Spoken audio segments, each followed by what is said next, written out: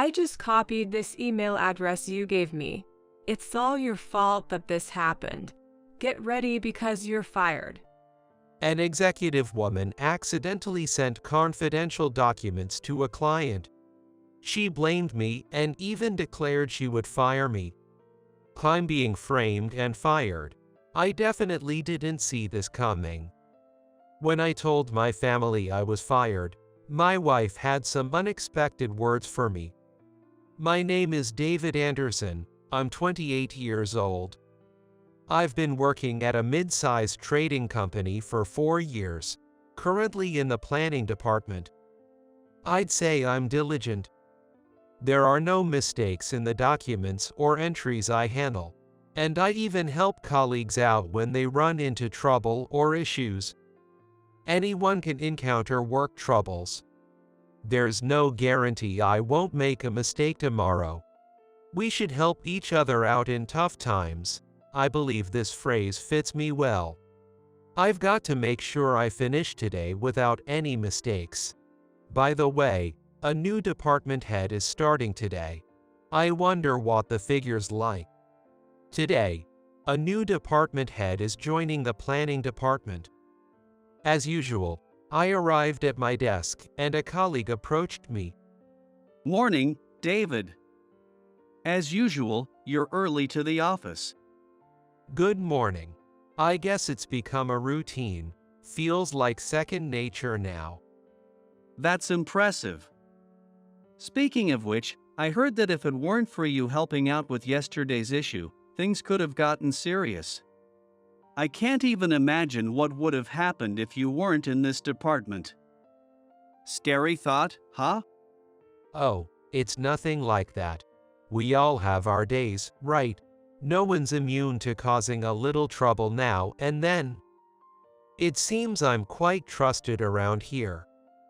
Maybe it's because I always lend a hand when someone's in trouble, helping to keep things running smoothly. People often tell me I'm considerate and good at taking care of others. But I don't think of it as anything special.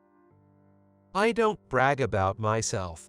If helping out means fewer issues and smoother work, that's enough for me. I've been like this since I was a kid. Actually, that's today. The new department head is starting. She used to be the assistant head of the sales department. I'm looking forward to it because she's a woman.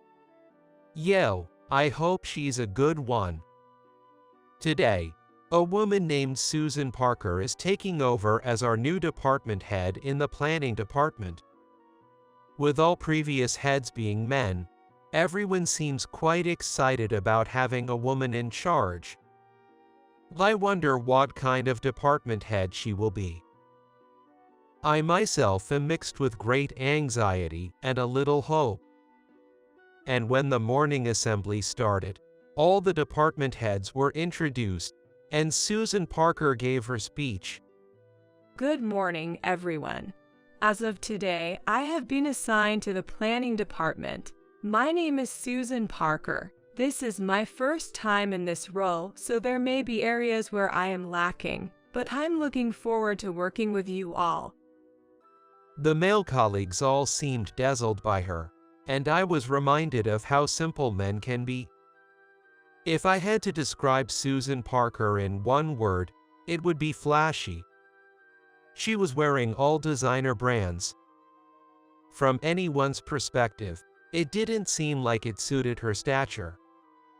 Then, about 1 month since she assumed the position of the head of the planning department, she was still wearing designer brands every day, which never stopped the rumors among the colleagues. Of course, they weren't good rumors. There were even whispers that she was moonlighting in a night job. However, I had no interest in such gossip. What bothered me more was her frequency of mistakes. It's understandable to be unfamiliar with things in a new department, but she's messing up things she should have known from her previous job. I really should talk to her about it. She seemed to be checking documents, but she often overlooked mistakes and let them pass. Her emails to clients were too full of typos and errors, which was quite troublesome. Although I knew she was still adjusting, if these mistakes continued, it could impact our future work, so with some reluctance, I decided to alert her. Susan, about this section, you made the same mistake last time as well. Please take your time and check it carefully. Sorry about that. I'll be more careful next time. She doesn't seem very remorseful. Well, hopefully being called out will reduce the mistakes. I had no idea then how naive my farts were. Day after day, Susan's careless mistakes continued to be a routine part of our work.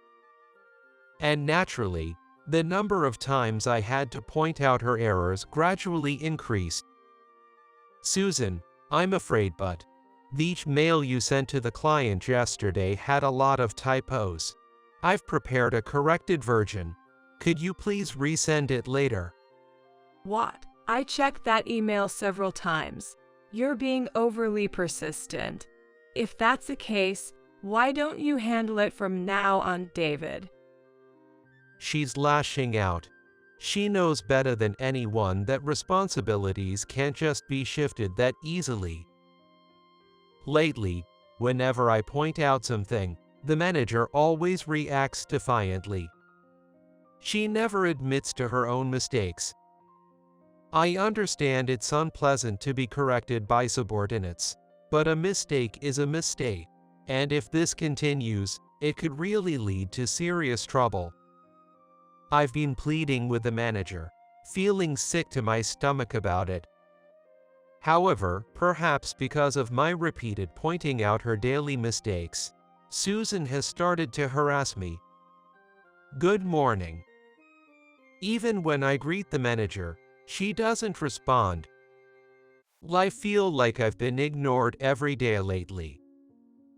Her harassment has become more excessive day by day. Because she assigns me a huge workload, I end up working overtime every day. At worst, she has even spilled coffee on my desk on purpose, ruining the data I was working on. Everyone else is appalled by the level of harassment, but no one dares speak up. They probably think that if they confront her, they'll be the next target. However, a few colleagues do show concern for me. Are you okay, David? You've been squeezed by the manager every day. Maybe it's best to just let her be? I'm fine. If I just ignore someone who's such a mess with carelessness, it could lead to even bigger issues. Not just her reputation, but the whole planning department's reputation is at stake. Well, that may be true. But don't push yourself too hard, okay? Everyone's worried about you. Thank you. It's really nice to have their concern, but I can't just ignore the manager's mistakes. I wish there was a better way. I constantly thought about how to improve the situation soon. One day, as usual, I arrived at the office to find a colleague who's usually not early sitting at his desk before me. Seeing me, he hurried over. David, it's serious. Last night, Susan accidentally sent an email with confidential documents attached to the wrong major client. And she's angry, saying you were the one who gave her that email address. Did you really tell her that? What? Yes, I did give her that address. She asked me for it because she wanted to send a greeting as the new appointee. But why would she send confidential documents? Man, this must be another way to harass you. Just stick to the facts. Yes, I understand. With my colleague's urgency, I was starting to panic. Did the manager do this on purpose to get rid of me, or was it just another mistake? No, this mistake is too serious. I feared something like this might happen. Indeed, The manager had sent an email with confidential documents to a completely different major client. Needless to say, it was the worst mistake so far. This situation won't just affect our department. What should I do now? As I was holding my head, Susan strode up to my desk. What's this about, David? I just copied the email address you gave me. This is all your fault. You should resign and take responsibility. Her angry voice echoed throughout the room, and I flinched for a moment. However, her accusation was completely irresponsible. So, for the first time, I responded sternly to the manager. No, Susan, didn't you say yesterday that you wanted the address to send a greeting? Sending confidential documents has nothing to do with that. Please don't try to shift your responsibility onto me. Stop making excuses. Understand that you've put the company in a serious situation that threatens our integrity. If you get that, you know what you need to do, right? Seeing Susan's furious expression, I realized that further resistance was futile. So, the harassment has come to this point. No choice, I'll listen to her for now, but just you wait. Understood. Then, as a last request, please let me use up all my unused paid leave. Go right ahead. I'll be relieved not to see your face. Thinking that escalating this further would trouble my colleagues too, I cleared my desk and left the office. I never thought I'd be told to leave by my boss and quit my job. As I pondered how to break the news to my wife, I found myself at the front door before I knew it. I'm home. I opened the door, feeling downcast, and spoke weakly. Oh, welcome back. You're home early today, aren't you? Yay! I've been working overtime every day. That's fine. Overtime just shows how hard you're working. It's still early for dinner, so why don't you take a shower first? Her usual smile made it even harder. Maybe I should tell her right away to feel better. With that thought, I decided to tell my wife. Hey, I got fired today. What? Fired? What happened? Her eyes widened more than usual, which surprised me too. Well, I'll talk about it later. Okay. She's going to be sad. I might not know what to do starting tomorrow. I shouldn't worry her now. However, after a pause, she smiled brightly and said, Then, why don't we take this chance to go on that overseas trip we've always talked about? What? Yeah, maybe we should take this opportunity to go on a trip. My wife's reaction was surprising. Instead of getting depressed, she seemed even happy. She might be feeling it was a chance to finally go on the long-desired trip. Seeing her like this, I also felt a bit more relaxed. Thinking about it too much is just tiring. All right, let's finish up the last of my tasks. With renewed spirit, I began my final task. Before planning that, there's something I need to do. Make sure you have no regrets. My wife and I looked at each other and laughed again. 3 days later, the CEO from headquarters was visiting the planning department. He had heard about the incident and came to see for himself. Then, he went straight to Susan, who was sitting boldly at the central desk. Susan, I don't see David around. Do you know anything about it? Oh, I fired David because he was incompetent. Susan loudly informed the CEO. Then, in the next moment, the CEO's face changed dramatically as he asked in a grave tone, Why was my son fired? For a moment, It seemed as if the air in the floor had stopped. Then, as if time had resumed, Susan stuttered in response. But sir, you don't have a son. Susan couldn't hide her surprise. Without a pause, the CEO's phone rang.